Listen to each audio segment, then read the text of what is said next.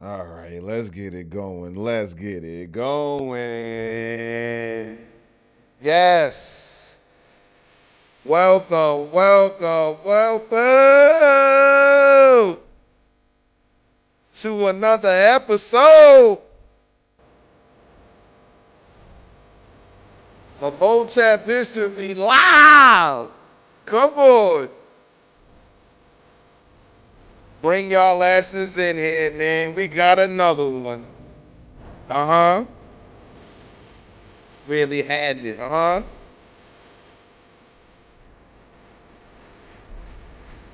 Showtime. In the personal line. Prep the east side. Come on. It's right before Thanksgiving. What y'all cooking? What y'all prepping? Let me know in the chat what's going on. Y'all ready to eat? Come on, man. How we doing it?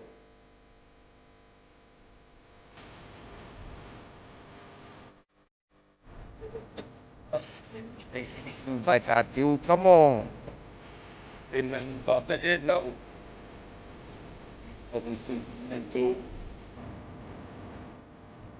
Come on. Fucking thank yous. Uh huh. I slipped something cold. I feel with you. What's going on, ladies and gentlemen? Talk to me. We got another one. It's hump day. The day before Thanksgiving. Thanksgiving Eve. Shout out to all of us that's about to be snacking. Snacking while they cooking. You feel me? Absolutely. hmm So, welcome, ladies and gentlemen, to another episode of Hotep History Live. I am your host with the most, President Hotep Dubes, representing Hotep Nation inside of Hotepistan. I hope you guys have been having a phenomenal week thus far. You know, I have been. You know, we was getting to it this week. Okay? Had a great week so far. Great week so far. A lot of things got done as far as Hotep history. Okay, we got all of this dope content coming you guys' way. And like I said, just all of the new things that we've been working on the back end as far as Hotep history. We have a new tier on the Patreon, patreon.com/Hotep history. Make sure you're subscribing. Daily content, you understand, exclusive content. And I'm letting you guys know now, I am mulling it over. But the lives may be Patreon only soon. No, we'll see what 2026 brings. I'm gonna, think it over. However, if you guys wanted to watch them back, it might be behind Patreon. I don't know. I'm thinking about it. But outside of all of that, great things are happening over here. Hotep history, just new developments and stuff like that that I'm super proud of, that I'm working on. All of the, you guys know I'm working on the books and everything like that. So when it comes down to Hotep history, everything is going great, and I'm happy to report that. Okay. How have you guys been? How has your week been? Have you been reaching your goals? Have you been meeting your objectives? Have you been crushing it like we should do? You know what I'm saying? Let's see. Heather in the chat. What's going on, Heather? She says, Hotep Doe, I'm so happy you're doing this topic. I live in KC Mo, home of the Negro League Museum. Been several times. Highly recommend. Thank you for that, Heather. Appreciate that. Absolutely recommend you guys checking out the Negro League Museum out there in Kansas City, man. Shout out to Heather for tapping into the good black history, man. You know. But, as far as my day, I ain't gonna hold you. Today I had a great day. I got a lot done. That was another thing that I liked. I got a lot done. I was able to organize my day much better. Organization was today's, moral for me. Organization, needing things in order, for real. Because it's like, while I will always be able to thrive in chaos, it's not ideal. It's not ideal to to thrive in chaos. Some people are more comfortable in chaos. I was one of those people. But as I've gotten older, I've been more and more appreciative of organization, order, and structure and shit like that. And especially when it comes down to Hotep history, like being able to, have a lot of things pre-mapped out and like already structured the way I need it to be, to where I can just like get into it, do what I need to do and get out. I think that's like perfect. It's pretty much like digital meal prepping for me.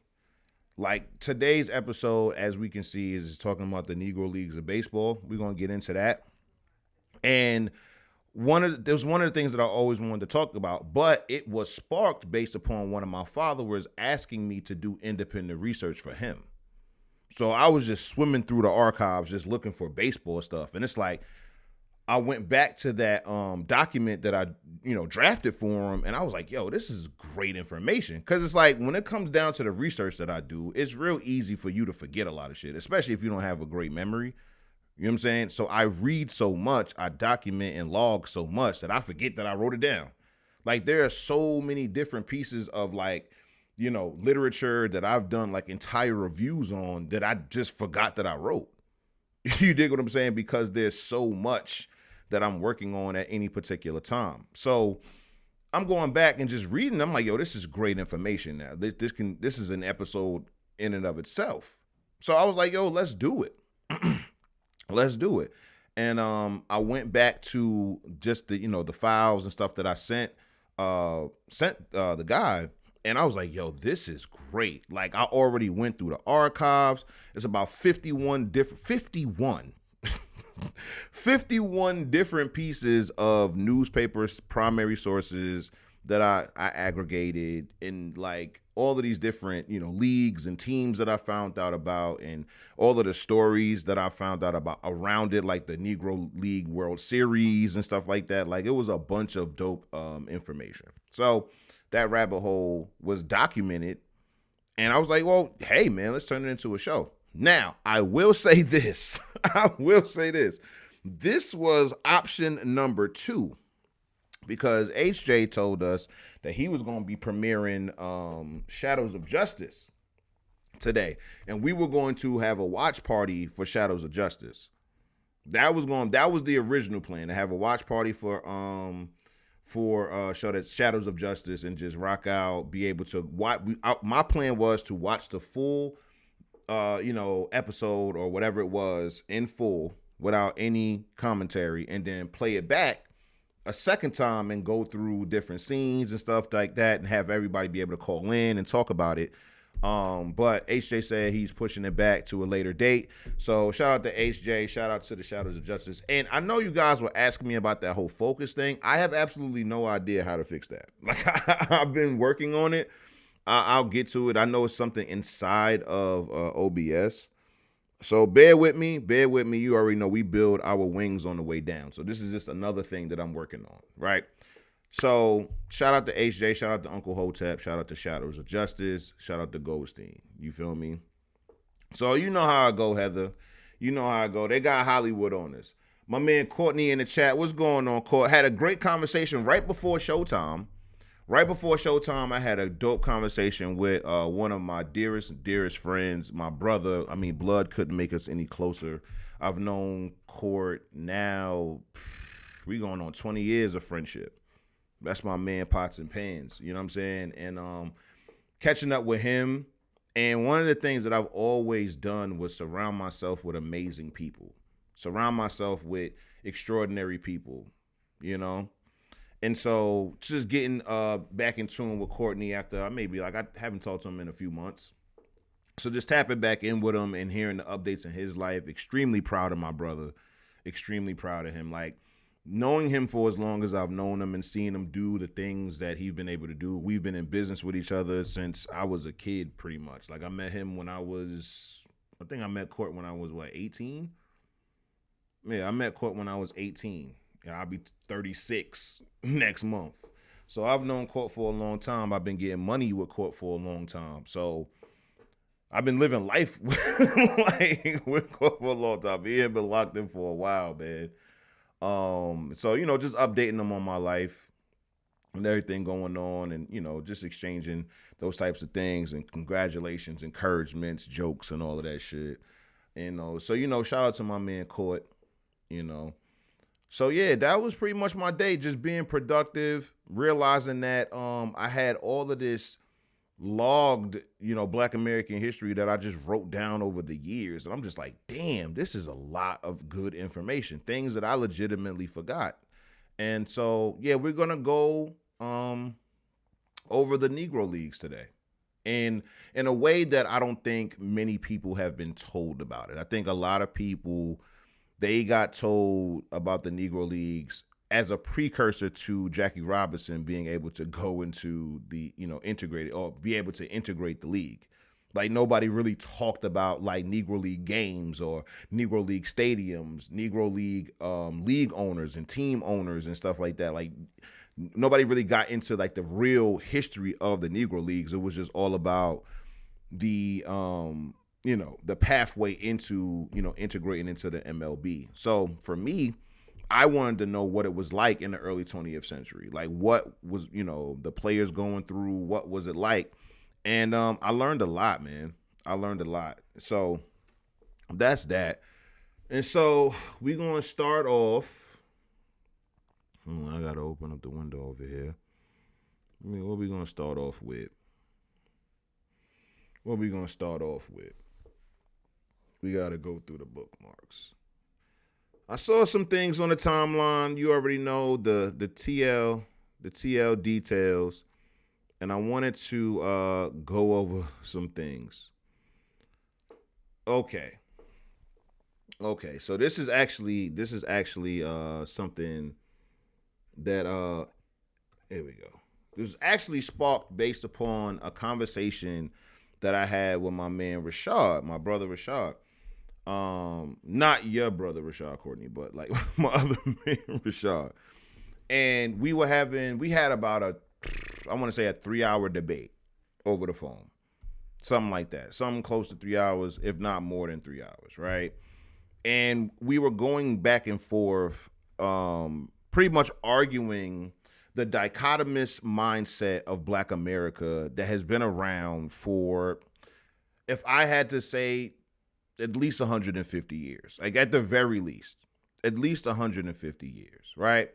And the dichotomy has always been pragmatism, practicality, gradualism versus, radicalism, and versus radicalism, right? And being able to be radical. Now, in the historical context, if you're talking about, let's just say the times of slavery in the 19th century, because the end of that century is when the ancestors will have gotten their emancipation, right? A lot of people don't know or understand, but Black Americans freed themselves from slavery. Like, it was the work of Black Americans that freed enslaved Black Americans. Yes, there were allies, obviously. You know what I'm saying? John Brown, William Lloyd Garrison, like the white abolitionists and all of that stuff, right? That absolutely. However, when it comes down to like boots on the ground and actually fighting for exacting your freedom or your liberty, that was all the ancestors. That's what they did. They moved with intention. They had a clear, goal in mind, and they were going to do what was necessary to make that happen. So in that case, yes, the radicalism that they enacted was, of course, slave revolts, slave rebellions, right? And being able to have these uprisings on the plantation, right? Being able to kill their owners, right? Or burning down their plantations, or any type of defiance that they could, because they were fighting against the regime that they were under. Rightfully so, right?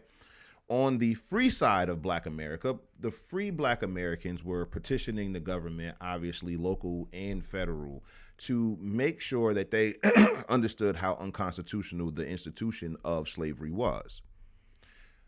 Both of those things together catches the attention of would-be white allies, people who think, slavery should be abolished and stuff like that. They disagree with slavery.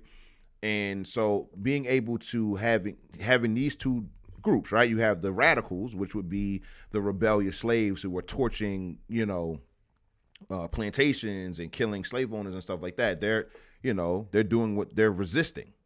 And then you also have the other side of it where you have the pragmatic and practical Black Americans who were not in bondage, right? They're free. So they're not under the same conditions as their enslaved counterparts. Based upon that, okay, you now have created a dichotomy to where it's actually both working towards the same goal. Okay, nobody is off code in that regard. Two different methods, but everybody is moving towards the same thing, which is the emancipation or the freedom of Black Americans. People see this united front, who are not Black American, get behind the movement, and then that, of course, culminates into the freedom of Black Americans, especially with the Civil War and Black men enlisting, or once enlisted Black Civil War soldiers are sacking a plantation, and those former slaves now are added to the ranks, because that's what would happen. Like, you would have, let's just say, a ship full of Black Civil War soldiers going to a plantation, raiding it, burning that shit down, and emancipating and freeing those slaves. Black men freeing other Black men. Those newly freed Black men are going to take up arms as well. They're going to put on a uniform as well, and now they're a part of the Union.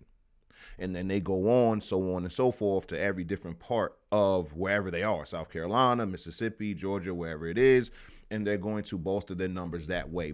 Black Americans created their freedom. They manifested their freedom with intention, with deliberation. They were deliberate in what they were doing. Very serious. So when you have all of that happening, you can see that it's not those two different approaches are not contradicting one another in this era, right? So it's working together. That's totally fine. Then you move forward, and then you'll have like a Frederick Douglass and Martin Delany. Frederick Douglass obviously is, a Black American man who wants to maintain his American citizenship. That's what, he fought for. That's what his ancestors fought for, et cetera, et cetera. And Martin Delany is talking about going to Africa or going back to Africa, depending on who you are, right? They disagreed on that. Now, thankfully, the Frederick Douglass model, won out overall. Like, you'll have people who did, go to Africa and stuff like that. I mean, Sierra Leone. Then you also have, obviously, Liberia. So when it comes down to that, there are going to be a small amount of people, or a smaller amount of people, who went the Delany route, right? But most people went the Douglass route. Then you have, of course, the legendary back and forth between Booker T. Washington and W.E.B. Du Bois. A lot of people don't know, but in the same way that the generation of enslaved and free Black Americans largely worked together, not in totality, but largely worked together, there was a time or an era of peace between Booker T. Washington and W.E.B. Du Bois, if you can believe it or not. You know what I'm saying? But as their approaches became more pronounced in their approach to economics, politics, et cetera, they drifted apart. I tell you guys all of the time about, Booker T. Washington extending that olive branch in 1904 to work with or create a movement with W.E.B. Du Bois, and W.E.B. Du Bois declined. Or they couldn't come to terms, either way. And that's what, was the precursor to the creation of the Niagara movement. So this is going to be one of the rifts that actually has more legs on the other side. More than the Delany, who was popular, but not as popular as Frederick Douglass. Like, just let's be honest. And W.E.B. Du Bois wasn't really as popular as Booker T. Washington either. However, his ideology had more legs. It was being able to be pushed in the media a lot more than previous opposing views, right? And the dichotomy that I'm talking about. And so W.E.B. Du Bois's radicalism, there are parts of it, or his radicalism or his approach, there are things that obviously I agree with. He, said that black people should defend themselves, that he said that, black businesses are important and things like that. However, his emphasis on the talented 10th, I look at it as we're doing more harm than good, because while it may be good intended, it's not actually speaking to the issue. It's not actually speaking to what Black America as a whole really needs, right? So when it comes down to these differing opinions and their different views and approaches, what I did to quantify or evaluate which was better, or what was better, I looked at the best of both sides. And so for me, obviously, with the ability to look back, right? Hindsight being 2020, I can be like, well, we could just combine both. Where Booker T. Washington shined and where W.E.B. Du Bois shined, just combine that, and that's where we're going to go. And that would be great. There were plenty of people who were members of the National Negro Business League and also members of the NAACP, people who saw value in both approaches. They saw value in both approaches. However, when it comes down to dichotomies, one unfortunately has to win out over the other. And because of the way Booker T's gradualism, pragmatism, and his approach to politics wasn't radical, which means it's not going to get people going. It's not going to get people going. Not only is it not going to get people going, you get to critique that inability to get the people going by saying you're being soft on a particular subject or soft on a particular viewpoint. And it's not so much that he was soft on it. It was just that my focus, as far as what we want, which is Black American advancement, should be rooted in pragmatism, economics, and actual physical ability to physically manifest what we need out here. It cannot just be spoken. You have to not only work with your head, but you have to be able to work with your hands. And if you are going to make me choose between which one is going to be more foundationally important, I'm going to choose the hands. That's not to say that I'm sacrificing the head for the hands, but the other side is arguing that. By and large, they are arguing that field work or domestic, services or service industries whatsoever, they're unbecoming of Black American toilage. Black Americans should not be getting into that type of industry anymore. And again, if you just look around in 2025, you see all of those industries are multi-billion-dollar industries. Okay, there are people who have cleaning contracts with skyscrapers, who they get the contract to clean all of the suites and all this up and down this 100-floor building, 50-floor building, 20-floor building, and they're making 7-8 figures a year, hiring dozens if not hundreds of cleaners. So it's not like cleaning an office is so unbecoming. It's just that because of the previous years, which of course slavery, right? They basically looked at that type of work as an affront to their abilities in this country. What you trying to say? You trying to say I'm only good enough to be a hotel cleaner or a maid or a farmer or something like that? And it's like, no. However, these services are going to be the bedrock of civilization. Like, you can't have proper society without a farm. You can't have proper society without people who are willing to maintain build and maintain the infrastructure. Like, everybody just can't, everybody can be intelligent. Everybody can be smart. You feel me?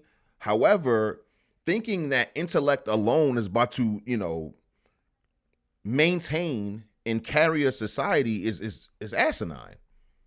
It's absolutely asinine.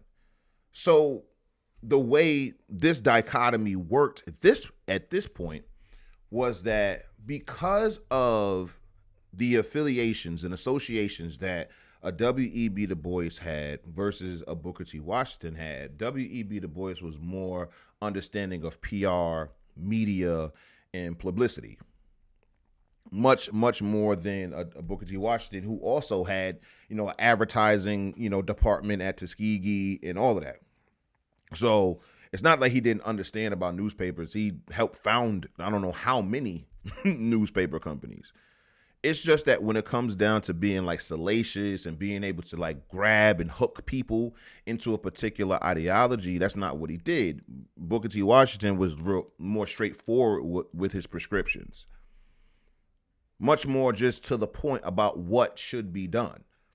That's the reason why when you look at like the Dr. Woodards, right? Weldon Woodard, who was basically writing this arithmetic book about practical arithmetic based upon the operations of Tuskegee. Very straightforward curriculum, very straightforward lessons in math.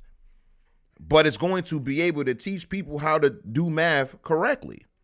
So all of this type of ideology is building on the foundations of Black American advancement.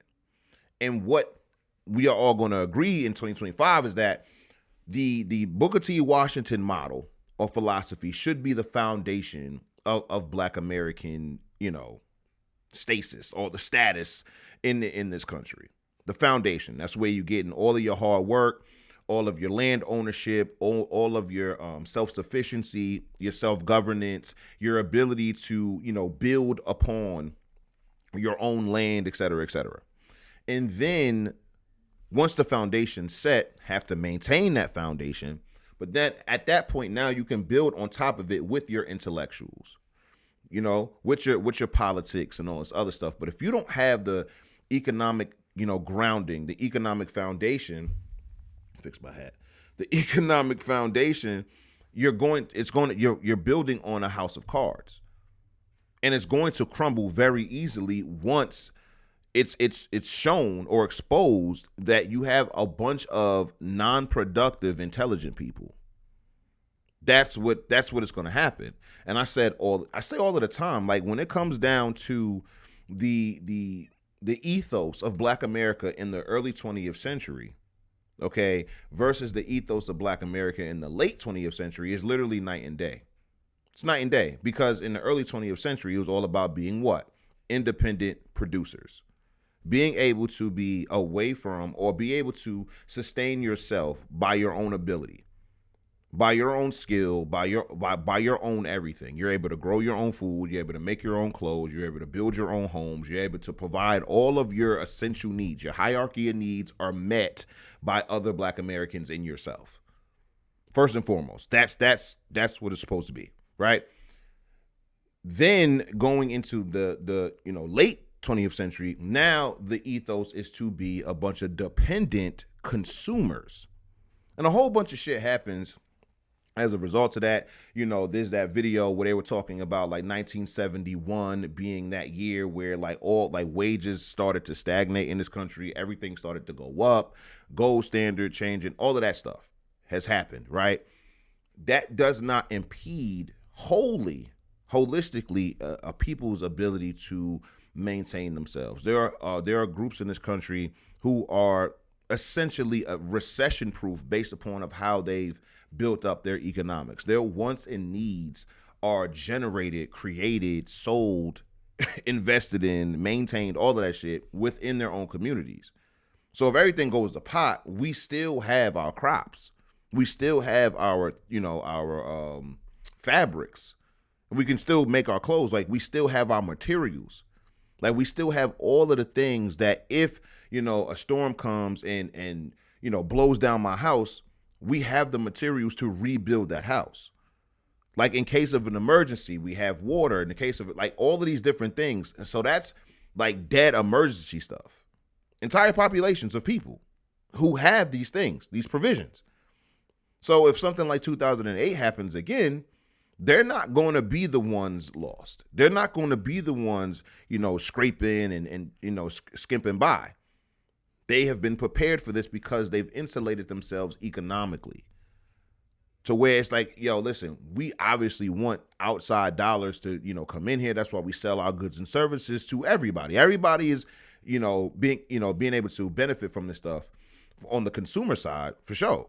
But on the producer side, we control it, we own it, and therefore we're able to take care of ourselves if shit hits the fan. That's the entire point.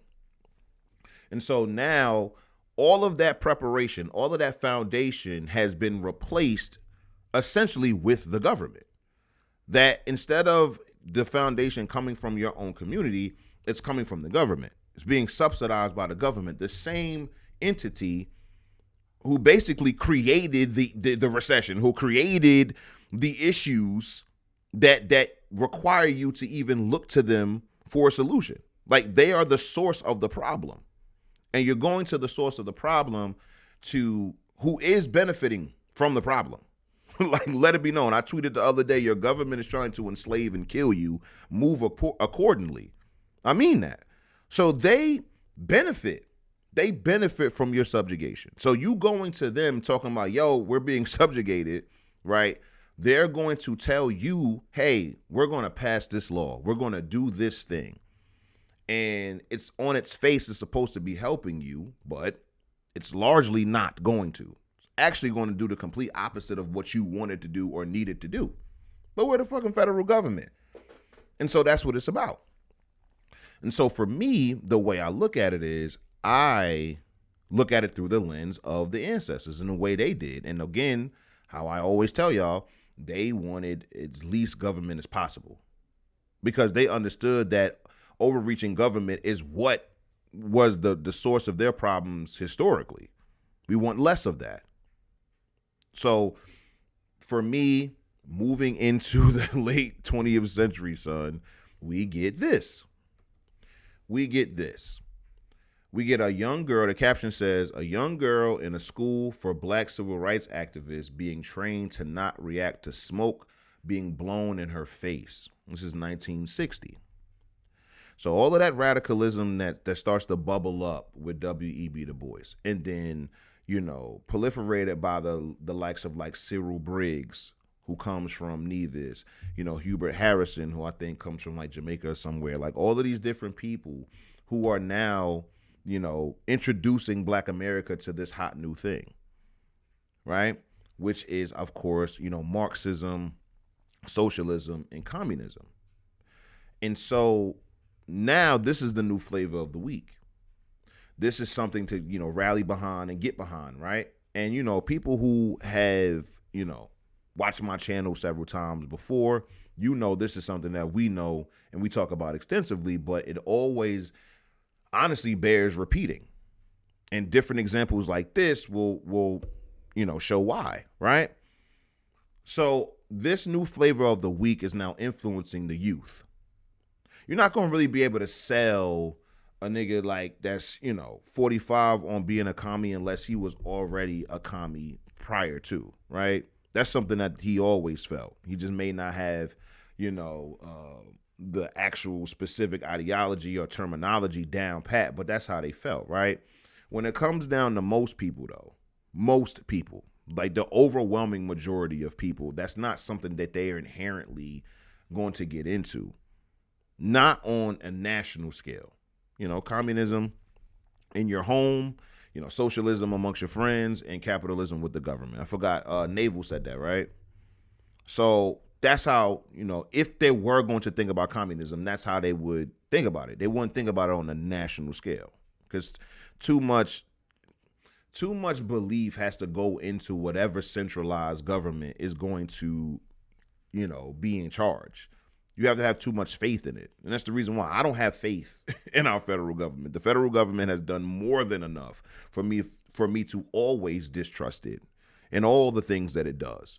So no, definitely, if we are barely in a capitalistic regime now, so I definitely don't want full-blown communism, because right now, if you look at what the tenets of communism is, having a centralized bank, all of these different things, it's commie shit.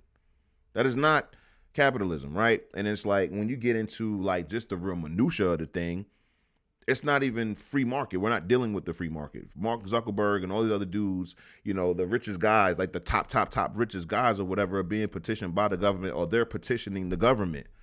You know, Elon Musk becomes a millionaire because of the federal government.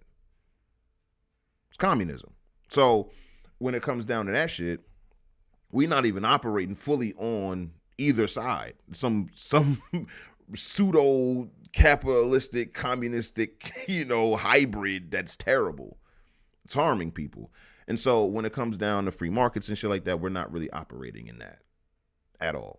So with that being said, you have all of these kids who are telling them, going into the 40s, 50s, and 60s and shit like that. Got all of these kids tossing around this idea of communism and Marxism as a way out for a way out of Black American oppression. The oppression that Black Americans are going through, as far as amongst the youth, the radical youth, was that it was largely based upon capitalism. Capitalism is the reason why racism exists.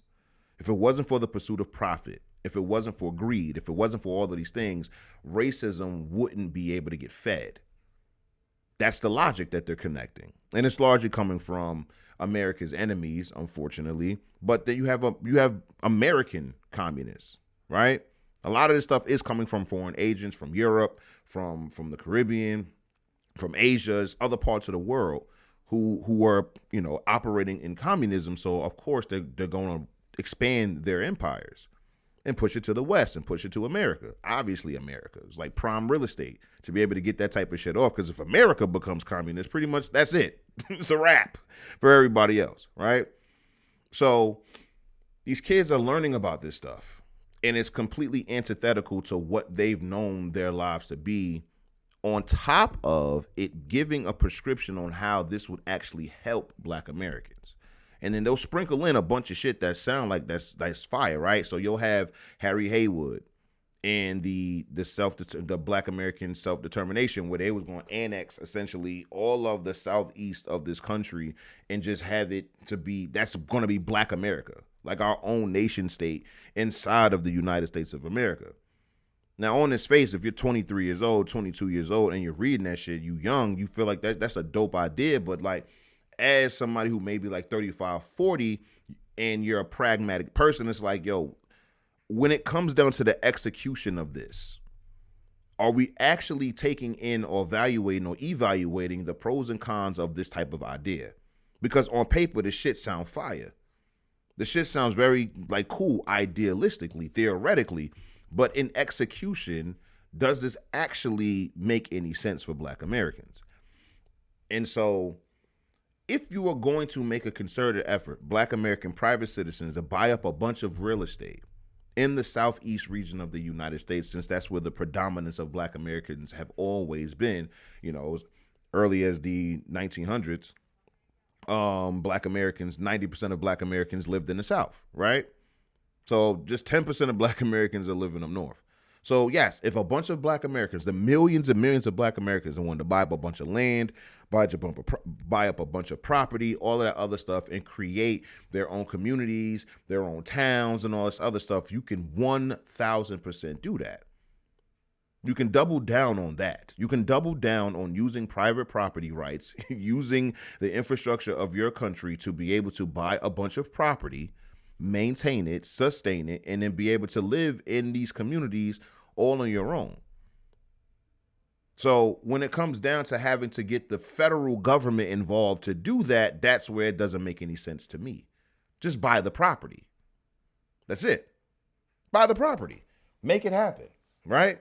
And so Brother Rashid, he gets the $25,000 grant from the local government. It may be federal or whatever, but it's a grant that they're putting towards anti-gun violence. I'm with that. That's a grant given to a private American citizen. You feel me? It's based upon taxpayer dollars and shit like that. And since we have a tax system, you feel me? And if we gotta pay taxes, then yeah, that money should be going towards things that are gonna actually help Americans, not just Black Americans, but in this instance, Black Americans. It makes sense. So yes, give Rashid Littlejohn a $25,000 grant so he can continue to big up his anti-gun violence program in Brooklyn. He needs it. That to me is a net positive thing. But going to the government and saying like, yo, you need to subsidize the lives of people that you have a notorious history of doing harm to is not something that I can get behind. You know what I'm saying? Holding the government accountable to make sure that they're properly representing you, holding the government accountable to make sure you're getting all the corruption out of there, and doing all of those types of things I'm with. But being under the thumb of the government, under the guise of this is some type of philanthropic or, you know, charitable work for Black Americans, I don't buy it. And I won't ever buy it. I won't ever buy it. This young lady is in a class being trained to be able to be agitated while she's agitating. That's what activism is all about. It's being able to agitate a particular situation, whatever cause that you have, right? You are not seeing somebody. This is not a regular high school. This is not a regular college. This is a particular school, okay, for activism. This is what I was saying to Rashad. This is a particular specific school for activism, for agitation. And they're learning in these schools these socialistic, communistic, Marxist type of ideologies. And so they're fighting or being radical in the name of that. And that is where I think that we've gone off. Because in generations previous, our radicals were still being radical in the name of like Black American capital, Black American progress under the same institutions that all other Americans are living under. So private enterprise, being able to have, private ownership, the right to bear arms, the right to a vote, all of these different things that are bestowed upon American citizens. That's what the conservatives or the pragmatic or the gradualists were on, and the radicals. They didn't disagree on that. But more and more, the radicals started to disagree because they started to take in ideologies that weren't based upon their homeland. It wasn't based upon the specific things that were going on with Black Americans. This is a prescription coming from foreign doctrine that doesn't one-to-one fit with Black Americans. Do some things align? Do some things make sense and all of that shit? Yeah, for sure. But this is largely going against what the ethos of this entire country is, one, and then two, the ethos of Black Americans in general. Like, Black Americans didn't do all of that tilling and toiling and shit like that to have collective ownership and have the government own all of that shit and then redistribute all of the things that they need. Having the ownership of the means of production and shit like that. That's literally the slavery that they left, where their labor was exploited and centralized. You feel me? And they weren't able to actually own their own work. So it's like, when it comes down to it, it's like, y'all think that, no, you're going to be able to own your labor. Like, no, it's going to be the central state or entity that's going to be able to own your labor at that point. And they're going to distribute your goods, your services based upon what they deem is the proper amount. And so when it comes down to that shit, what's always going to happen is that more people are going to be doing the work and less people are going to be able to reap the benefits of it. That's just how it works.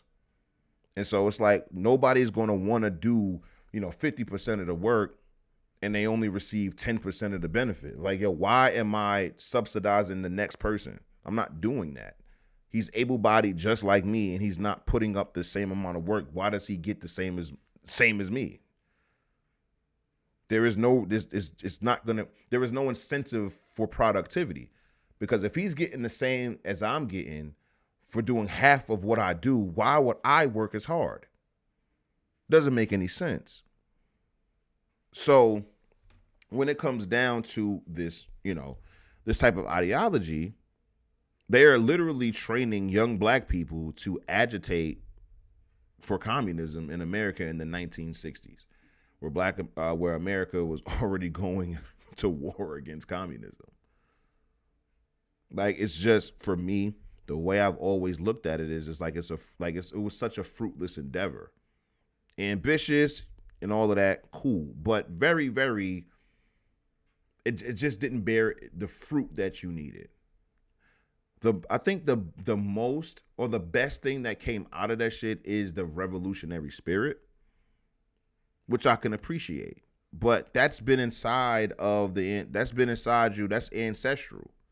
going back to the radicalism of the plantation. So it's just like, when it comes down to that, if the radicalism of the 1960s was legitimately about private ownership, being able to black American economic advancement, Black American cultural advancement, Black American, political advancement, social advancement, all of these different things, all like the radicalism working hand in hand with the pragmatists and the gradualists and shit like that, we have a completely different Black America. But the radicals were circumvented by our enemies. They were circumvented by Marxists. They were circumvented by socialists and communists who meant harm.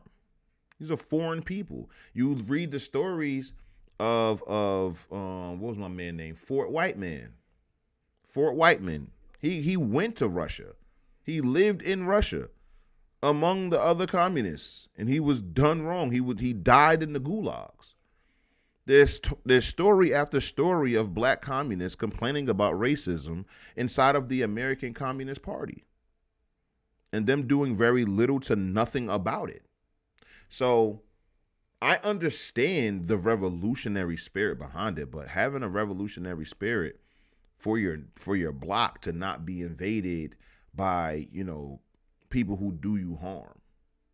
Having that revolutionary spirit, to be able to make sure that you're protecting Black capital, that you're protecting, Black owned institutions, but instead they were pushing integration, which circumvented Black American progress in so many different ways. There's so many different, aspects where that harmed Black America. Brown versus Board, right? The closing of thousands of Black American schools, about 100, anywhere between 30 to 80,000, some say even 100,000 Black jobs in the education sector, okay, being lost to forcing Black kids inside of white schools. And all of this is on the backs of this type of training. This is what this is about. This is the agitation. And it's like, I would have much rather them agitate for Black American economics. If you was agitating in the name of proliferating Black American businesses, I can get behind that. If you were dead ass being nah, we are standing 10 toes down on this grocery store. Y'all need to make it a point to shop at this grocery store in this particular neighborhood because they provide these services, and we not playing about them. Anybody try to come out here and harm this business or try to, do anything to this business negatively, we are going to protect them and defend them at all costs. Having that same revolutionary spirit, but for Black American owned institutions, establishments, businesses that are literally hiring other Black Americans.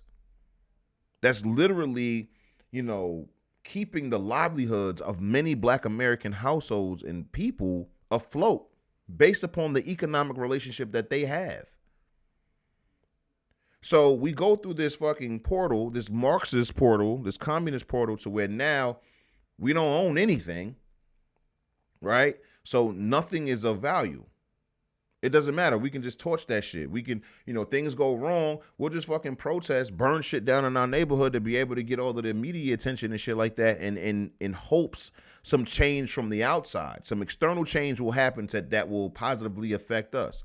Instead of all of that internal change happening or improvement happening, and then having that internal progress change the external. 'Cause that's what it's always been. We start inside first. We use what we have and all of that stuff to be able to get what we need and what we want. It's strategy. It was the strategy was always, we have to make sure that we're as intelligent as possible, that we are as economically equipped as possible, that we have everything that we can muster up, our production, our abilities, and all of that, to be able to fight against whatever's happening on the external. Now the prescription is to petition the external first and foremost to improve the internal. That's never been what the ancestors wanted because they knew the external couldn't be trusted. They knew it. It just didn't make any sense to trust the people that enslaved them. You know, the entity that made it legal for the enslavement, like to trust them. Like that doesn't make any sense. And that's why it was relatively easy to pick allies back then. Because it's like, are you for or are you against slavery? That's it. Like very easy litmus test. Like, are you with that? No, yes. Like, so if it's yes, obviously you're going to be an enemy. And if it's no, we may be able to link up. That's it. And I think a lot of people think that if it wasn't for like the civil rights era, that like black and white people wouldn't get along. And it's like 100% of the people who tell me that shit have white friends. And no government entity told them that they had to be friends with them. So that's the reason why it's like when you read those primary sources, you get a better understanding of not only the ancestors, but even the race relations. Like we all know that it was like deeply and immensely racist back then. We know that. That's not even something that we debate about. However, within the framing of that, right? Are we going to sit here and say that 100% of white people were racist? No, that would make no sense. It's like saying 100% of black people are criminals. It's like that's the stupidity of the 1350 meme or trope. Like what? Like the whole population of criminals? That doesn't make any fucking sense. So it's like once you start thinking practically again, just thinking with common sense about a lot of shit, you'll see that a lot of this shit was manufactured. A lot of this shit was agitated. A lot of that shit was agitated. I asked Rashad when we were having the debate. It's like, yo, listen, let's just say you're against, a particular cause. I mean, you're against a particular, injustice that does exist. It does exist. It's not like it doesn't exist, right? And you want to rally behind that and try to, bring awareness to it, to, shine a light on it, to get people to see how important it is for people to, be aware of this, obviously, and do something about it. It could be whatever it is. In the conversation, I said street fighting, right? And I was like, yo, you are so against street fighting and you want people to, get behind your cause, but nobody's paying attention. So the way that you bring awareness to this shit is you go out in the street and start or agitate street fights. Take a bunch of pictures or record the street fights and say, hey guys, this is the reason why we need to focus on the epidemic of street fights going on out here in the community. But it's like you agitated that fight to happen. Like you instigated for that fight to happen. So you are the problem, not so much the people. And so that's what happened. I know a lot of people don't like that, but there's already documented proof. Like there's been people who have gone to jail for instigating and agitating hate crimes. Like they legitimately would go out of their way to stoke the flames of terrible race relations. We talked about the blockbusters. The blockbusters would be a part of this. The blockbusters are finessing white families out of their homes and then selling those same homes to black people at extremely inflated prices. Predatory levels of interest being paid to these people. And they're using the black Americans and white Americans being unfamiliar with each other in a lot of ways. Black and white Americans wanting to live amongst themselves in many ways. And then being able to use all of that fear mongering, like, hey, the Negroes are moving in, having all of these white people sell their homes at steep discounts for absolutely no other reason than their own fear, right? And then you got a bunch of black people who are being finessed because this same real estate dealer is selling them this home for 3, 4, 5 times the amount that they paid for it. That is going to create more and more, terrible race relations. So all of these different things are done to make all of these things worse so they can, quote unquote, bring awareness to it and then grift off of it. And I think a lot of people underestimate our ancestors. I think a lot of the people underestimate the mental capacity of our ancestors, that they couldn't walk and chew gum at the same time for some reason. And that's just not true. They were able to be like, "Hey, listen, I want to, focus on Black American advancement in my community, but also, yes, I'm against racism. I'm against, all of the discrimination. I'm against all of these different things." They were able to do both. A lot of people believe that they couldn't. There are people walking around right now legitimately thinks that if it wasn't for Martin Luther King, Black Americans would still be in Jim Crow right now. Right now.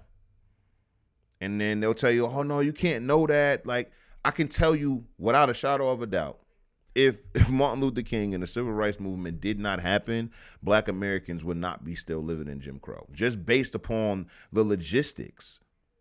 The logistics. So when it comes down to Reverend Henry Mitchell, okay, Reverend Joseph H. Jackson, when it comes to Samuel B. Fuller, when it comes to A.G. Gadsden, when it comes to all of these other, what's my name? Schoolyar, okay? When it comes to all of these different dudes, like they're not only speaking out against this approach, this radical approach, and the ideology that's behind the radicalism, but they're also doing the complete opposite. They're providing jobs. They have, land ownership, home ownership. They have big, they are promoting nuclear family. They're doing all of the things that Black Americans have ancestrally done to progress in this country. Okay? Tangibly progress in this country. So they're able to speak out against it. I just think that it was harder for them to really get the ear of the youth, because the youth are, they like exciting shit. And I ain't gonna lie, gang, like, taking care of your family and all, like doing all of that stuff, like, while it's great to do and it feels good, especially if you do it right, that's not like the cool hip thing. You gotta be able to keep up with the times. You don't have to lose yourself. But if you're not going to still meet the youth where they're at, where they're excited and they want radical change, they want to feel a part of something. Like, they have all of these same things that young kids today have. They 17, 18, 19, 20 years old, and they want to feel like they're a part of something. They want to feel like they're a part of some change being ushered in. And what you could have done is pull those youngers by their coattails and show them, like, yo, listen, being able to, get into business, or being able to, get into STEM, or being able to, get into all of these different fields will allow you to build yourself up, and you'll be able to help people for whatever cause you have. A lot of it comes from the youth caring about the people that are doing worse than them. So the poor, the hungry, the homeless, all of these different things. It's like, okay, cool. You have, these feelings about the things that are going wrong in society, and you want things in society to change. The best way for you to get into that, the best way for you to actually enact that, is to be the change you want to see. That's one. And then two, put yourself in a position economically, politically, intelligently, as far as intellectually, to be able to influence people in your sphere, whether with your money, whether with your work ethic, or whether with, your credentials and actually being able to help people. You'll be able to get that done. You'll be able to positively affect the homeless rates based upon your work. And I know this based upon history again. When it came down to helping Black Americans raise themselves out of poverty, it was Black Americans. There was other Black Americans who were at the helm of that. The mutual aid societies, the benevolent societies, the life insurance companies, the real estate, the banks, all of these different, financial institutions were created strictly, almost explicitly for the advancement of Black American economics. when it comes down to our institutions of education. You had all of these different normal schools to teach people how to teach. You had the industrial schools to teach kids how to be productive. You also had higher education as far as it pertains to, like, liberal arts and being able to become a doctor and a lawyer and, all these different professions. That's all Black American innovation. That's what that is. So you have to be able to get to the youth and show them, like, yo, it's actually cool as hell to do all of the things that you care about or solve all of the things that you care about via this. And that's how you get to the youth. Unfortunately, for people who believe like me, right, that wasn't good for Black America. And so now we are in this state now to where you don't feel authentically Black if you aren't an activist. Like, if you aren't, always petitioning or always protesting or always, looking to the external for your solutions, when like 90% of all of your issues are things that are internal. The way you look at the world, the way you look at yourself, your work ethic, your ability to get things done, okay, your punctuality, your all of the things that you are in control of. If you work to actually get yourself into the space to be the person that you want to be, if you kept those ideals, right, your communist ideals, you are in a space now to where you can actually help people. You can actually create a commune. You can buy 100 acres of land, okay, or a city block, whatever it is, and be able to, hey, we're gonna do rent control, or we're gonna, have a collective, and you can literally have your own communistic community. You could do it the way you want to do it. You just have to do it under the auspices of, first of all, your own development, because you can't develop somebody else without developing yourself, and then not trying to topple the fucking government to do it. So that's where we at. I understand radicalism. I think it's always going to have a place. I just know that when it came down to the two, ways of thinking, the radicals went with the enemy's radicalism instead of their own American radicalism that they've always known. Okay, there weren't any foreign agents telling Black Americans to revolt against the plantations or the plantation owners or the slave owners that they had. It was based upon the patriotic spirit of, either their distant homelands as far as Africa, you feel me, or their American revolutionary spirit. Like, let's not forget, a black woman ended slavery in Massachusetts.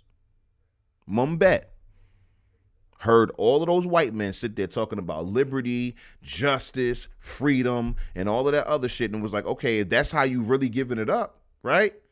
Y'all are all entitled to all of those things. Heard you, literally heard you. So I'm going to sue to get all of the things that you just said that you, as an American citizen, are entitled to. If you're entitled to liberty, freedom, you know what I'm saying, the pursuit of happiness and all of that other stuff, surely I am as well. As I live and breathe. She sued, okay, the state of Massachusetts. She got her freedom, okay? And then based upon that case law, she was able to encourage and inspire other slaves to sue for their freedom. And let's not forget, Mum Bet got reparations in her court case. Not only did she get her freedom, she got money. And because of all of the people that came after her filing suits for their freedom, they just ended slavery in Massachusetts. So when you ask me, yo, we would have still been in Jim Crow, or when you tell me that we would have been still in Jim Crow if it wasn't for Martin Luther King, that's not true. Because overall, when it comes down to the pragmatism and the proper radicalism, that would have won out. That would have won out. And so you can't sit here and say that you were going to have 100% white opposition because Martin Luther King didn't. Joseph H. Jackson didn't, who was completely Ideologically opposed to Martin Luther King. Reverend Joseph H. Jackson got invited to Rome by Pope John the 23rd twice. He was an influential figure inside of Christianity or Protestant Christianity, Black Baptists, and also with white Catholics. He had relationships, international, national. He was world renowned. I promise you, without that, all of the radicalism coming from like the Marxists and the communists and stuff like that of the civil rights era, we would have gotten all of the rights, gang. We would have, because we got all of the rights up until that point without it. Without Marxism, we didn't need Marxism or communism to be able to gain our freedom. No. It was pragmatism and radicalism working hand in hand. And since the 60s, our pragmatism and our radicalism have been diametrically opposed, to the point that if you talk like me and you don't present it in a way like I do, they're going to call you a coon. There's still some people that still might call me a coon, but they know that shit not really true because of the way I approach shit. But this is the discrepancy that's been happening in Black America for the past 60 years. And it ain't like I cracked the code. I'm literally just, what Sugar Free said, I ain't write the motherfucking book. I'm just repeating what I read in the motherfucker. That's where I'm at with it. Like, this is not even something that I think is a super original thought. I truly think that the pragmatism and the pragmatists and the gradualists and the radicals got off the same script a long time ago, and that's what we're dealing with. To where you don't even feel authentically Black in 2025 if you don't get down with activism, protesting, and all of this other shit. People talk that Black people are not a monolith shit, but it's like, get to talking like me in mixed spaces. Go to your brunch, and I'm not even talking about politics, but just ideals. Just espouse, like the way they espouse their ideals and shit like that at the brunch table. Espouse yours, and everybody gonna look at you like you got 10 heads. Because in their mind, there's only one way to be Black, and that's just funny to me. Well, let's check the chat. I got to get my hour rant off. We start the show off with a nice hour rant, a good yap. We got to have a good yap. Sammy says, quote, "You can't have it all, but you can have it all at once. Conservative self-sufficiency in external culture comes in stages, but starts with the individual." And people don't understand that. People don't understand that none of this stuff is going to be done overnight. I really do think it's largely because of ignorance, and not even on some like negative shit. I mean, like, you legitimately just don't know how the other side lives. There are Black people walking around here, a nice chunk of them, who legitimately think that white people are living high on the hog off the virtue of them being white. And it's not true at all. It's not true at all. There's gradualism in white America. White American literacy rates wasn't the highest throughout history. They had to get there. Their literacy rate, look up the national literacy rates of America in 1890. National, not just Black or white. I mean, not just Black. Look at white people's literacy rates in 1890, 1850, 1840. This is when slavery is going on. You dig? So when you're talking about gradualism, there are going to be pros and cons to it. The pros is that it's actually in motion, that it's actually happening. It's written, it's documented, and you can enforce it. The con is obviously it takes time. We talked about, who was that? James Fortin. James Fortin was like, yo, listen, man, I know we got the Pennsylvania Gradual Act on the books, but yo, this shit is taking too long. So you're going to have complaints. It's not going to be perfect. But again, show me any Black American policy that's been perfect. Show me any of them. Outside of Black Americans freeing themselves from slavery, okay? Because right after that, you got Black codes, which Black Americans defied all of the time. So when it comes down to this shit, y'all can't show me no perfect piece of legislation for white or Black people. So when it comes down to that shit, like, understand the reality of things. And the trajectory that Black Americans were on before the Marxism, before the communism, was an impeccable run. I talk about it all of the time. Look at the run. If you don't even, because I go deep into the lore, so I'm in the 17th and 16th century when it comes to Black Americans. But if you just looking at 1865 to 1965, forget about it. Hell of a run, generational century that Black Americans had. So if you continue that trajectory of all of the things that, our ancestors truly, truly believed in and wasn't infused from, outside sources, yeah, Black America, no doubt in my mind, even when you account for the racism, even when you account for all of those things, I promise you Black America would not have had this negative outcome decades after.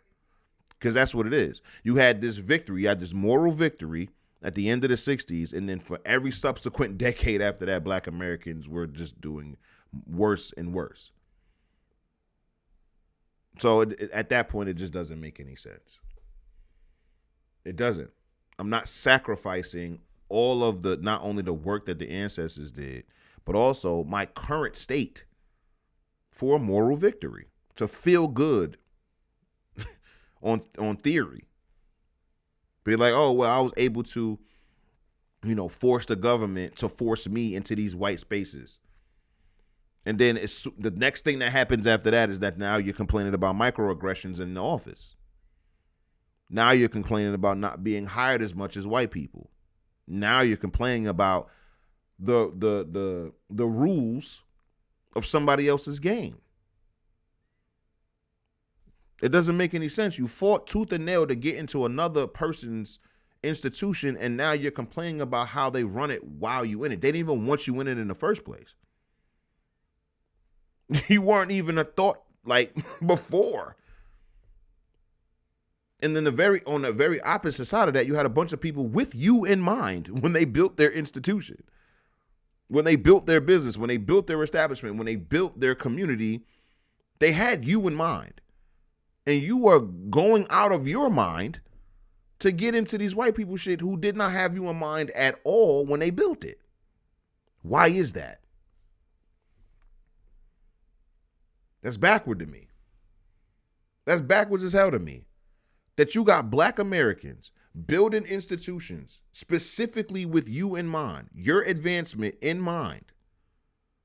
Whether it be your pockets, whether it be your ability to work, whether it be, your ability to learn, your ability to, create and maintain a family. We got all of these different Black American owned institutions specifically made, explicitly made by Black Americans and for Black Americans. You even have certain white people coming through and building specific institutions for Black people. You got all of this stuff tailor-made to you from private citizens.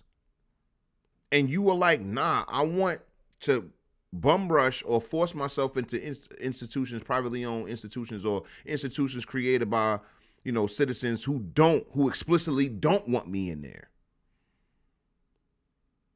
You would not do that unless you were induced by somebody foreign who did not have your best interest at heart.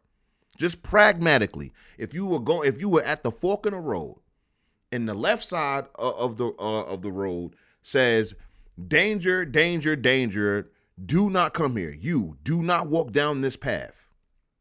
And then you have the other path on the right that's saying, welcome, welcome, welcome. You are more than welcome here.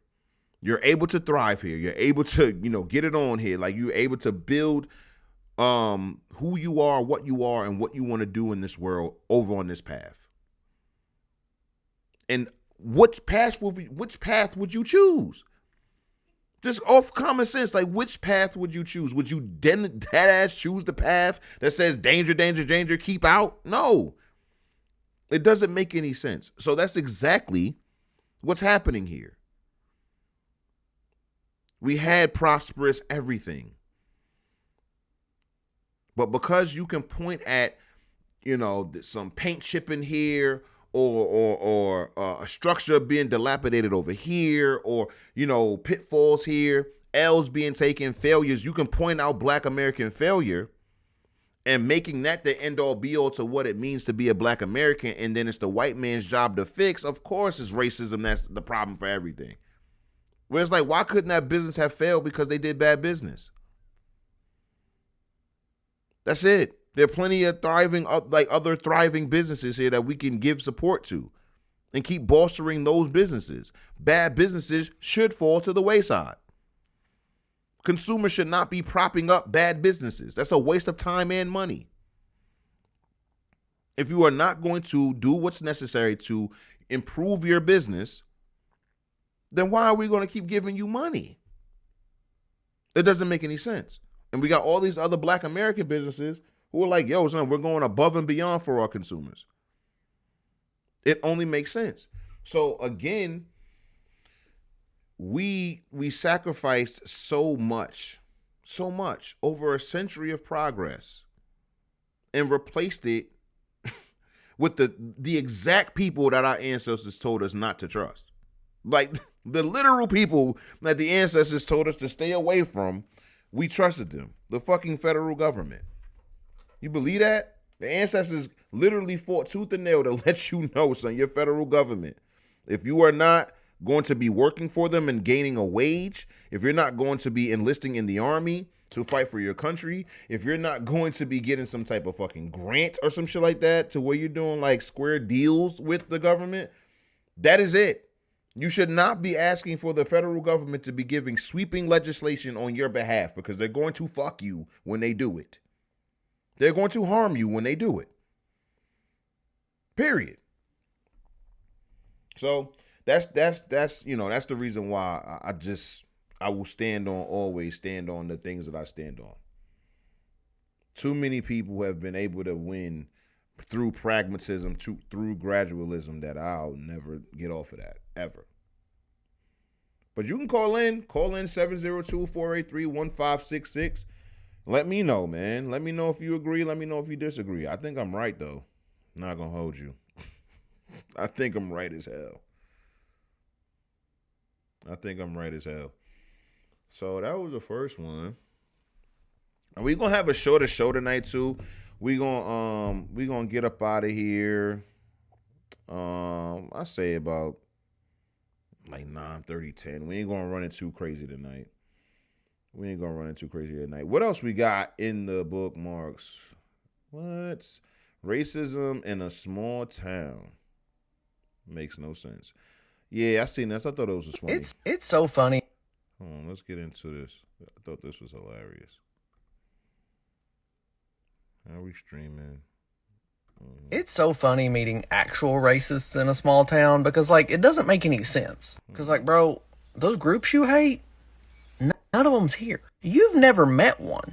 I know a guy one time, he said, I don't trust black people. I said, name one. And he went, Obama? Dudes around here be talking like, Jews run the world. I'm like, I know they don't run our town of 1,300 people. Your uncle does. That's how you keep getting out of them DUIs. Like, bro, my town was tied in 2008 for the whitest county in the nation. We are 99% white. If the local Mexican restaurant closes down, that goes back up to 100. Like the last time any of us saw an Asian, a black person, and a native in the same spot, it was on the cover of a 4th grade social studies textbook. Like, I've never met a black person. They seem cool. You're like, we gotta get rid of them immigrants. I'm like, bro, do you know how hard it is for me to find a white person that's not on drugs to do any work at all? I know 2 guys, and both of them's on disability, so I gotta pay them under the table. It's a whole big to-do. I hear people around here like, them immigrants are taking our jobs. I'm like, you've never had a job. You've never wanted a job. I've known you my whole life, Johnny. Your parents put you up to jumping off the monkey bars when we were in 3rd grade and faking a back injury to get perks. You've been on disability ever since. No one in your whole family's had a job, ever. Nobody taking your job. And yo, son, this is what I'm trying to tell you. Your ancestors knew this. The ancestors knew this. You feel me? This is how it works. This is how it works, dog. Like they understand the truth. You think your ancestors was these like wholly ignorant people, but they weren't, gang. They understood the reality of situations. These motherfuckers don't know us. They don't be around, son. That's where you gonna get your worst, bigoted, racist and all of that. Motherfuckers who don't even have contact with your race. All of the motherfuckers you be seeing on the timeline talking about, oh, black people this and black people that. And it's like, yo, dog, you haven't even been around a black person all year. You ain't seen one. Outside of the internet, you haven't seen one. You have all of these different issues and shit like that going on with black people, and your whole life is white. The people who have done you the worst in your life have been white and will continue to be white. But you worried about black people. And like when you listen to the things that he's saying, it's like, it's very understandable. He lives in a small town. He said he's never even met a black person. He said it. I ain't never met a black person. We got one Mexican restaurant in this white ass town. 99% white. And for all of you motherfuckers who are supposed to be American patriots and shit like that, and or people who are hardworking and got this work ethic, you on disability. You are on government assistance. You're being subsidized by the government. So while Hotep Dubes is over here talking about, don't be subsidized by the government and shit like that, these same people who would claim that they were so superior or better than black people are literally having their entire lives subsidized by the government over some petty shit like that. I remember I was going door to door, and I told y'all all the time when I was going door to door, a lot of the places that I was going into were predominantly one race, predominantly black, predominantly white, predominantly Hispanic, whatever it is. I ran the gamut. I went to predominantly Asian neighborhoods. Complete night and day, by the way. Asians was living high on the hog. Now, we've gone to low-income Asian areas, but when you're going bar for bar, high income for high income, listen, son, I ain't seen so many McLarens in my life. And these were, college kids. Imagine, son, you going to this and, these Asian neighborhoods and shit like that. You knock on the door and it's some 19-year-old kid who's using Gucci sneakers as slides, like literally cut the end or standing on the end of the Gucci sneakers as slides. And then they come out of their car with their fucking boba tea and get into a McLaren. And they're 19. Like, that's what I saw. The student housing, for Asian kids. So, anyway, I say all of that to say is that when I was going to the poor white neighborhoods, I was talking to this guy, and he sounds similar to what this guy was talking about. And because, they always telling you to, like, well, they'll ask you how much you make or how much you make in doing this. I'm like, yo, I'll make a good, piece of bread. They was like, yeah. And I'm like, yeah, so you should think about doing it. He was like, nah, man, I'm cool. I get $2,000 or $2,500 a month from the government. White dude. Absolutely sold his life away for $2,500 a month. That's it. That's all he thinks he's worth. That's all he thinks he's ever going to be worth. Because in his mind, he may hit the lottery, he may hit the jackpot, he may hit one night at the casino, but he can always guarantee or rely on that $2,500, and therefore he shouldn't have to work. He told me over and over again that he doesn't need to work. Straight up and down. So it's like when I see this stuff, it's just like, none of this stuff was helping black Americans. None of this stuff is helping black Americans. And it's evident because when you go look at these so-called racist towns and shit like that, these people are doing exponentially worse, and they're doing the same things. So it's a psyop. It's a psyop. They done trick white people, poor white people to have their lives subsidized by the government. Did the same thing with poor black people. They running the same psyop on you, but because, again, these people have never interfaced with black people. Likewise, many of the black people that they haven't interfaced with these types of white people either.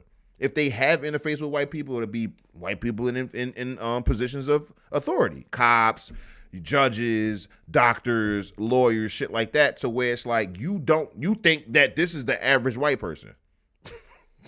That you think they just run like that, and then you compound that with the TV shows and movies that you watch. You don't really see Poor white Americans, like poor, not middle class, not the middle, or not Malcolm in the Middle, not those middle class shows, because they're poor, but they're not poor. You know what I'm saying? They're not dirt poor. They're lower middle class in homes. So even that's going to be the poorest that you get as far as mainstream. And then on the outskirts of mainstream media, you'll have like Honey Boo Boo and shit like that, which is depicting the worst of the worst, or the poorest of the poor white Americans. But the poorest of the poor white Americans do not get any airplay. So you don't see this shit. It's only when you go out of your way to go to these white impoverished areas that you see that, oh shit, the psyop is working over here.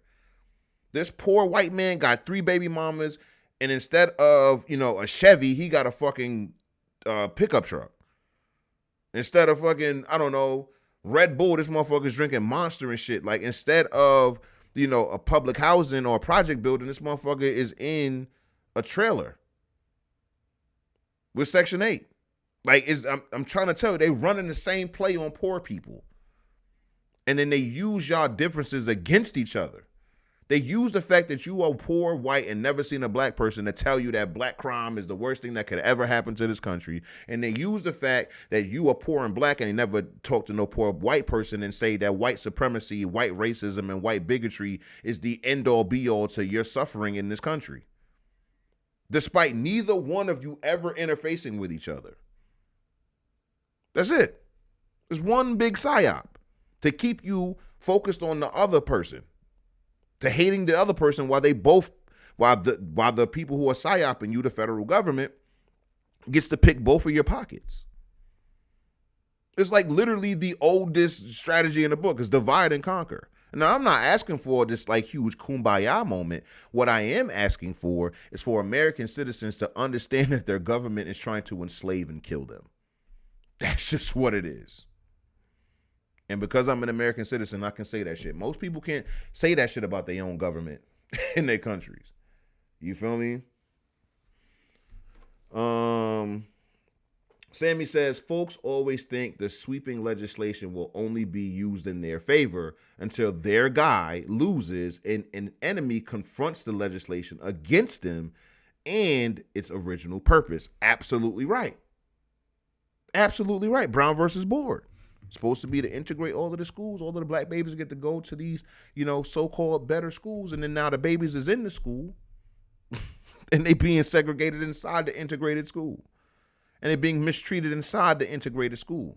They're failing more inside of the integrated schools. They're being neglected more inside of these integrated schools. You feel me?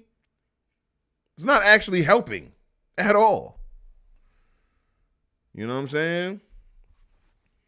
So what's next? What's next on the docket? Oh man, so shout out, so rest in peace, H. Rap Brown. We're gonna get to that in a second. Sammy says, well, would you work for $35K or sit on your butt for $28K? Government kills the motivation to work. You know what, Sammy? You are absolutely correct. Because that's exactly what ushered in the welfare state for poor people in the first place. Black and white. The government basically said, because we went over this in the Walter E. Williams documentary, right, when we watched it. And basically what the economist or whoever, social worker, whoever he was in the field, he was basically saying that before the 1980s, government assistant was considerably less than what you would make in a 40-hour work week if you had a job. Going into the 80s and shit like that, and going into the 80s, going into the 80s, the supplements or the subsidies that you would get from the government, a welfare package that you would get from the government, matched or exceeded the wages that you would earn in a 40-hour work week as far as entry level, unskilled labor. So just like Sammy said in the chat, like, would you take a pay cut to never have to work again? Would you take, a $10,000 or $6,000 pay cut to never have to work and just live the rest of your existence on a meager salary of 28 grand? But you will never have to work for it. All you got to do is live for the next 30 days and you'll be paid. So when motherfuckers be talking about communism and shit like that, like motherfuckers is already living under it. When motherfuckers is talking about universal basic income, motherfuckers is living on it already. They're getting a guaranteed quote unquote salary or stipend every month to live their lives. Their home is government subsidized. Their food is, and whatever wages or income is as well. That's UBI. That's communism. And look, are the quality of life of these people high? No. They're quite literally doing the worst in the country. The people who are being completely subsidized by the government right now, their shelter, their food, their income, everything like that, they are living exponentially worse than everybody else. The only perk that they have is that they don't have to work for it. That's it. But they are living in the worst neighborhoods, by and large. They have no money, by and large. Their lifestyles are damn near self-destructive. And it does not matter what race you are. It does not matter.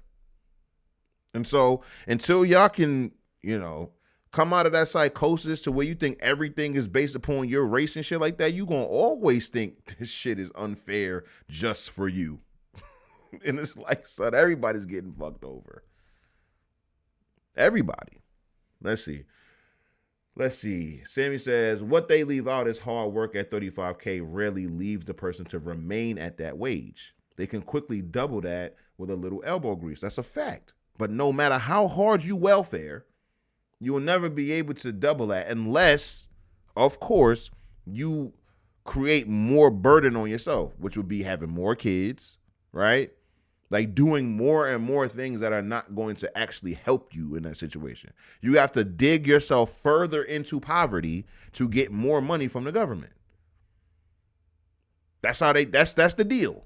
You want more money from the government, then you obviously have to cripple yourself even further, literally and figuratively, to be able to get your monthly stipends or whatever. You feel me? Insane. People don't see the psyop. I do though. So next up we have, so this shit is very, very interesting. And maybe some of you guys can tell me about it. This is something that is very, very new to me. Very new to me. Didn't know that this was a thing. And in the context in which I found out about this is also not my favorite. Not my favorite at all. So this is one of those, I want to say he's one of those pro-white pages or whatnot. And he says in the caption, Grandpa's prized honorary Negro card from 1967. And so when I first seen this, I did like very rudimentary research on it. And apparently I still don't know if this is a gag at all. But the two signatures that I've seen sign these cards were very serious black men. H. Rap Brown, rest in peace, and Muhammad Ali, rest in peace. Those are the two signatures that I've seen. So I don't know if this is a gag, and I don't know if it's serious. But it says, in case of riot, the holder of this card is an honorary Negro.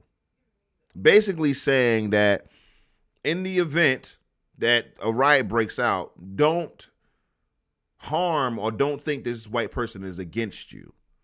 He's an honorary Negro, or she's an honorary Negro. Now, this is absolutely ridiculous if you ask me, but I wanted to bring it to you guys. Maybe you guys can help me with this because I have never seen this before. I have never seen this before a day in my life. So I'm just like, yo, what the hell is an honorary Negro? It sounds like, like the ancestors was giving niggas black cards for real, or the elders was giving niggas black cards, and I'm at a complete loss as to why that was a thing. Like, why would you do that? Like, why are you giving black cards out to white people in the late 60s? And this is what I'm talking about, son. I really do think niggas went through a portal in 1965. I stand on that. Like, I it's just too different. It's just too different. It's too damn different, son. Like, What happened? What happened? You know what I'm saying? So yeah, an honorary Negro card. I need to know. So if it's a gag, then it's a gag. But if it's serious, like I'm trying to legitimately like figure out what is it? Is this really going? Like I'm just thinking about how it would play out. That's it. That's the reason why I'm just like, yo, all right. A riot breaks out because it's the late '60s and riots is just happening all of the goddamn time. Like protesting is like second nature at this point. Motherfuckers protest like they fucking breathe, right? And so fucking riot comes breaks out and like is this ever gonna actually work? Like did this work? Did this man's grandfather like really be able to like Harlem shake out of some shit? Just pull it like, oh no, no, no, look, I'm an honorary Negro. Like what? Honorary Negro. See me, if I'm in the radical spirit, the revolutionary spirit, it's 1967 and shit is hot in the streets. You hear me?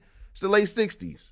It's hot in the streets. Everybody protesting all of the time about some shit. Everybody got a sign, right?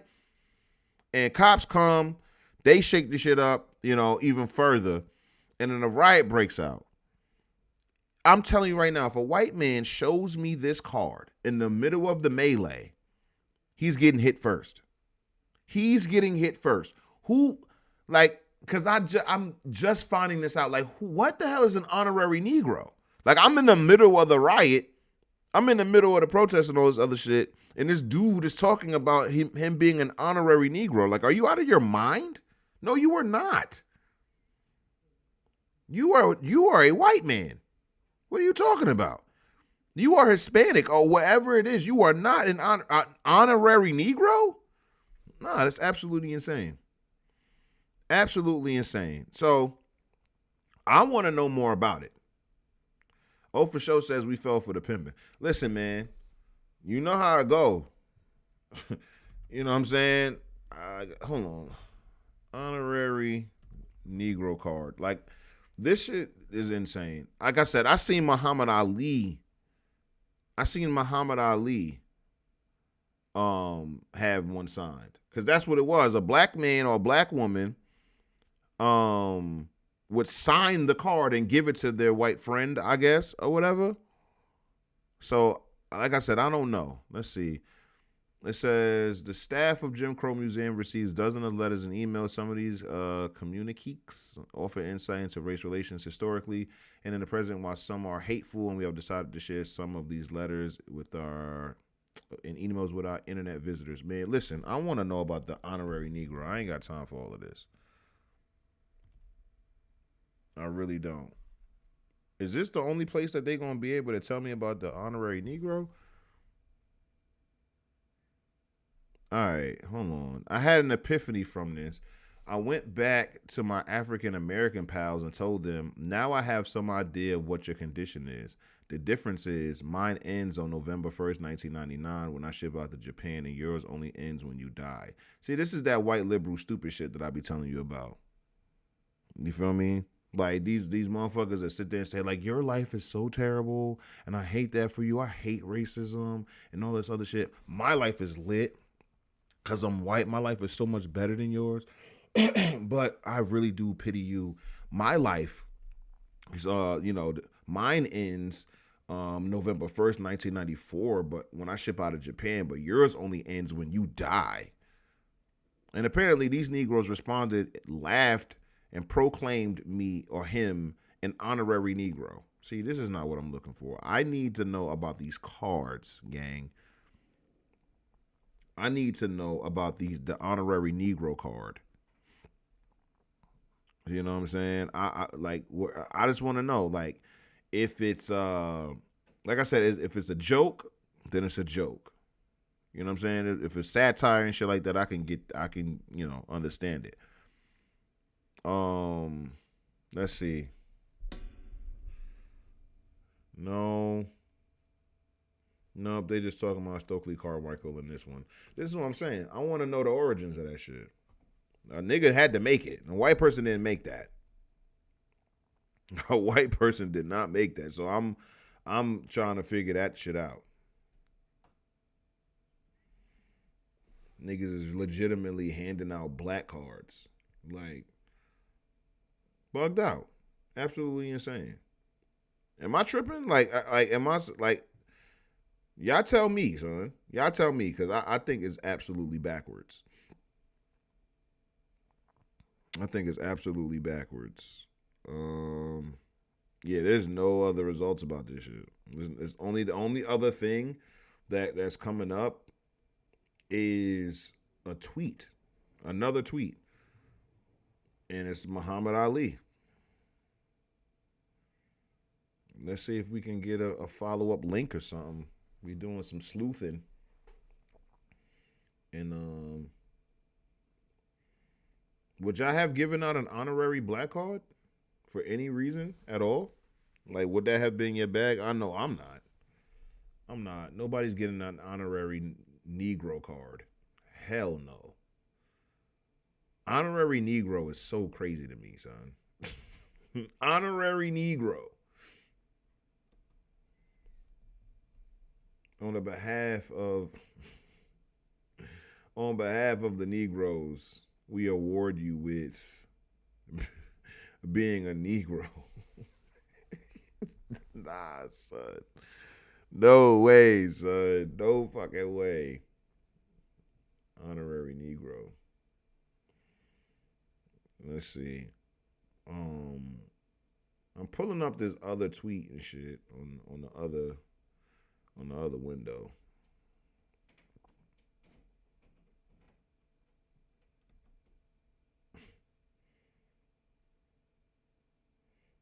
Over Show says I would have gave one to my cousins. They're a little light skinned. I mean, damn, I would have been tight. Like, what you mean? I ain't white, nigga. I'm just light skinned. Nah, son. But nah, I think it like, son, giving a white person a pass, nigga. You might as well say, like, this is the nigga pass. Yo, the only other tweet is from a motherfucker, I think in Ukraine. And this is the one I was telling y'all about. Hold on, let me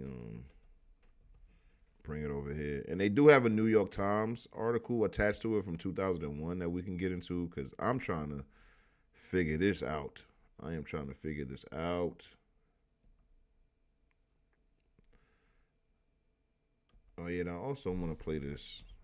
I'll play it at the end of the stream. Shout out to my man Chad O. Jackson, man. I ain't know he was a singer. Son got a whole album, son. He got a whole album I did not know about. All right. It's so funny meeting actual racists in a small town because, like, it doesn't make any. Okay, sir. You had your time.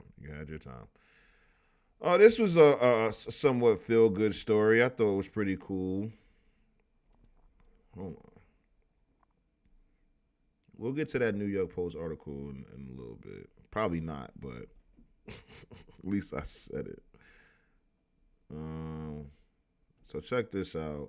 I saw this on the timeline today. Figured I'd highlight it. You can get your first gun at 6 years old, for sure. How does a 6-year-old get a gun in Baltimore?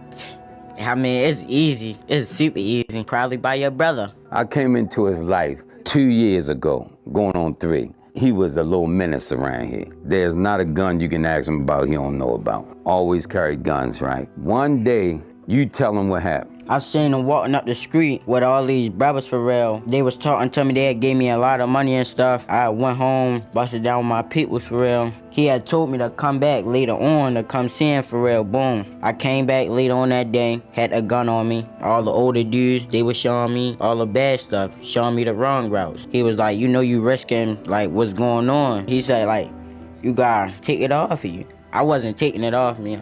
I goes back, I tried going to alley somewhere and tuck it some more, thinking I was slick. I come back, he checked me again, he still found it for real. He hollered at me, he like, you still bring it back for real. Took me to the water, I had to throw my gun for real. I ain't want to do it. I told him I wasn't doing it at first. But yeah, hold me. He like, I got you. Like, I'm riding behind you. Like, once you do this gun, I'm with you all the way. Like, you gotta let it go. So I let it go. And now we here. And now, this my gun. You heard me. This my switch. When I had a flash on there, it's definitely gonna blind you. Like, I'm telling you. Like. So I ain't gonna lie, I appreciated that video, man. I did. I appreciated the ability to reach the youth. And this is what I was talking about. You gotta make it palatable. And so you see the way he was able to, you know, process that, right? Like, instead of the gun, I have a camera now, and he gets to see his work and be able to be proud of it. You motherfucking treat a gun like a camera, you feel me? Then it's going to be bad, because the people that you shoot at, you're not going to be able to actually be proud of the work or anything like that.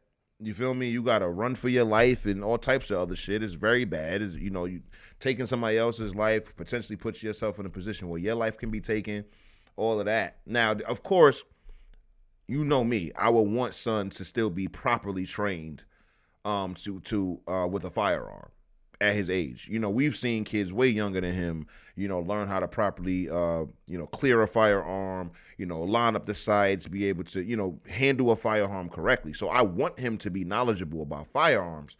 However, in this specific context, it's better for him to have the camera, right? And so if you treat a camera like a gun, you get to look at all of your work. You know what I'm saying? You get to see all of your art. You get to be able to, you know, have it be hung up and exhibited. And, you know, you're an artist at that point.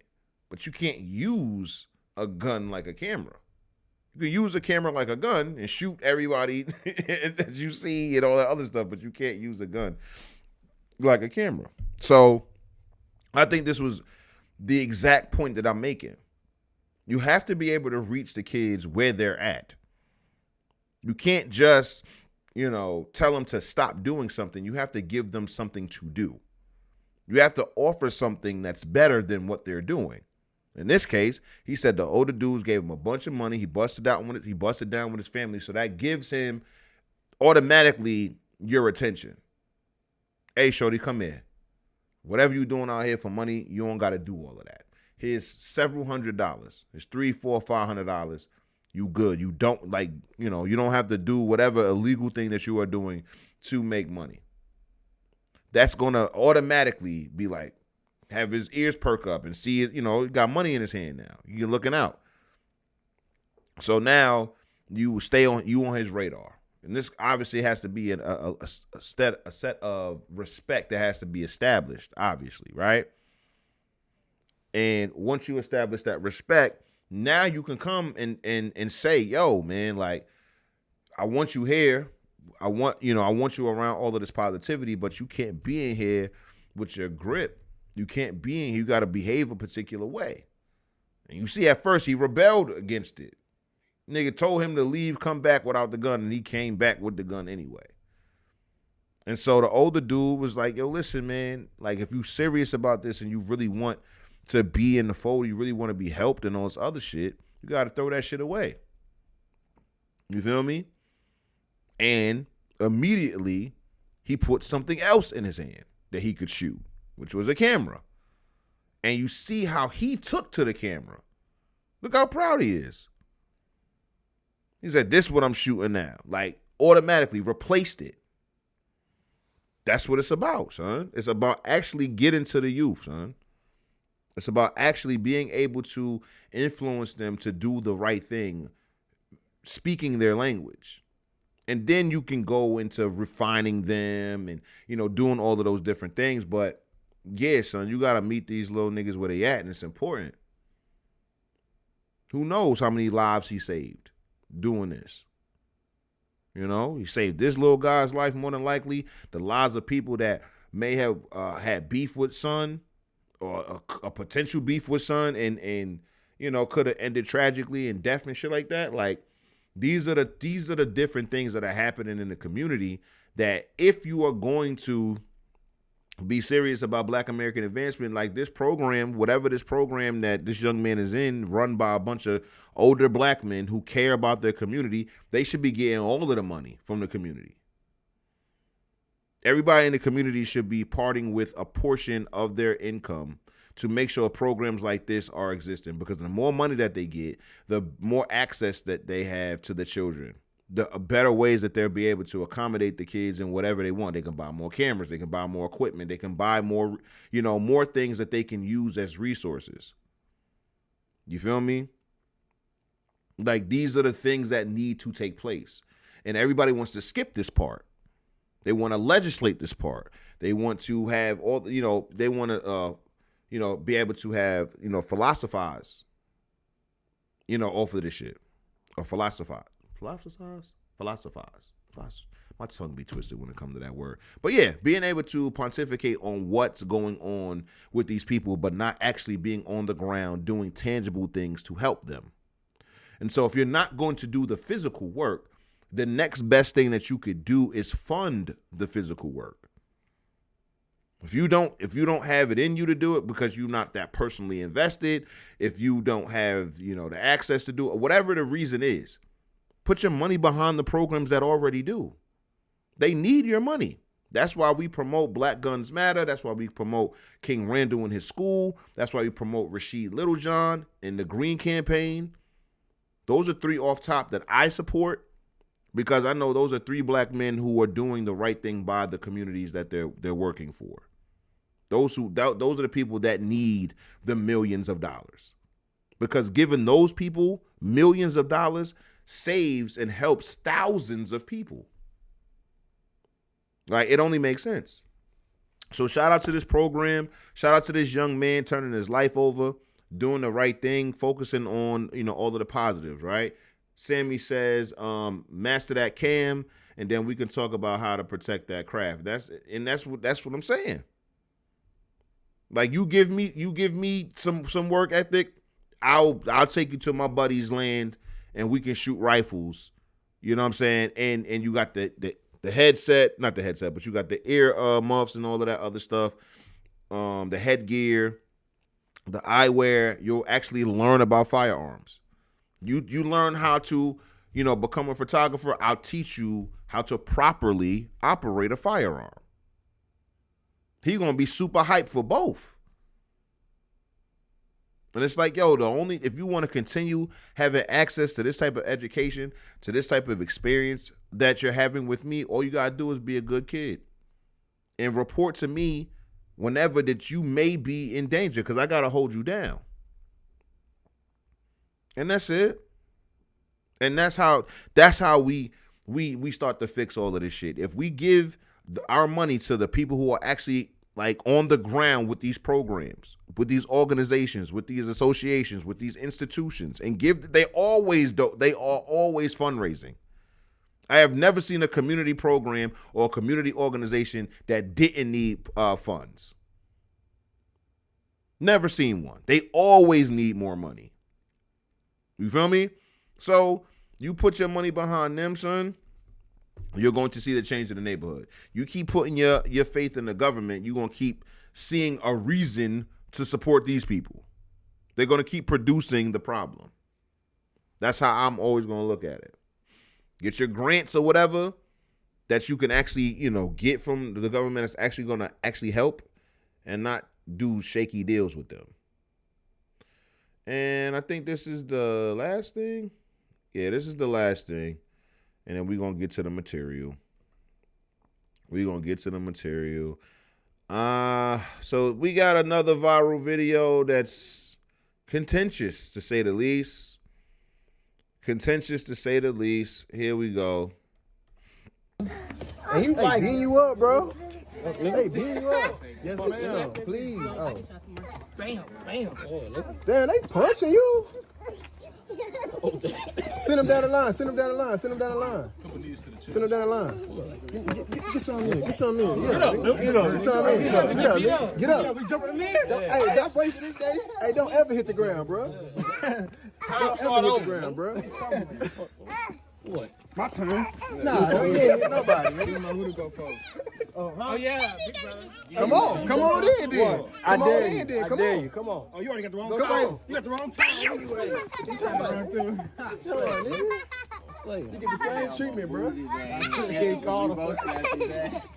Take your towel, dude. Hang around your game too long. Take your towel. Together. He gotta get back on his feet. He keep falling. Yeah, see, he gotta get his bearings.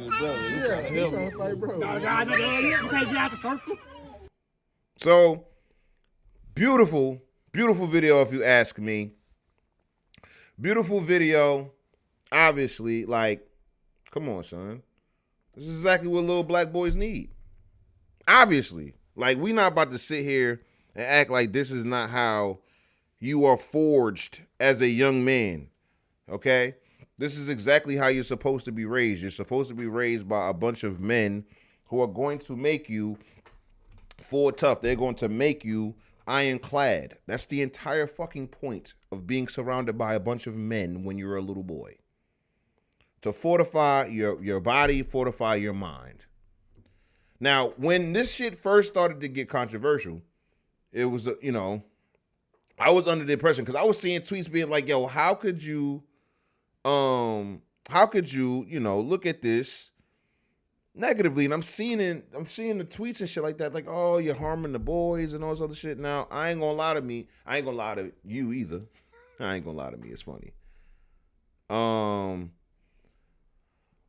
They were just like, they were looking at it like they were harming the boys.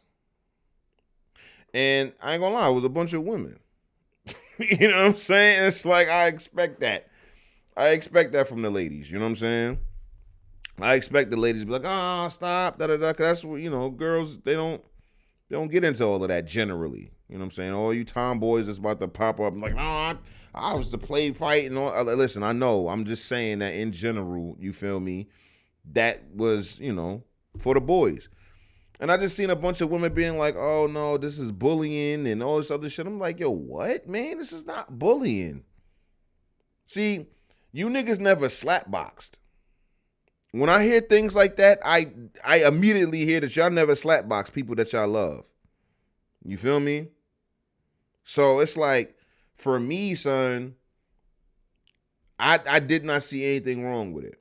I think the only thing I seen anything wrong with it was if this was before the ceremony, son could be getting dirty on the rocks. But given this plate right here, son, this plate, it seemed like they at the reception.